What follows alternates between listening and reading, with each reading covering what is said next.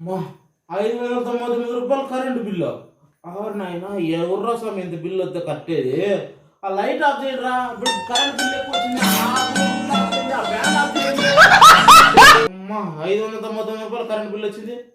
ఏమండి washing machine బట్టలు వేసుకుంటే నువ్వు అరగంట ఆన్ చేయండి.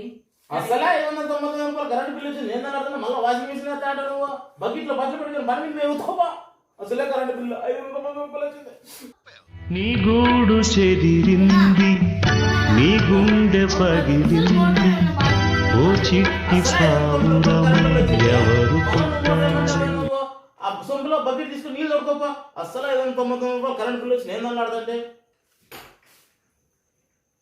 మీ నాన్నతో చెప్పురా, అరగంట సీరియల్ చూస్తాను ఆన్ చేయమని చెప్పి మైను.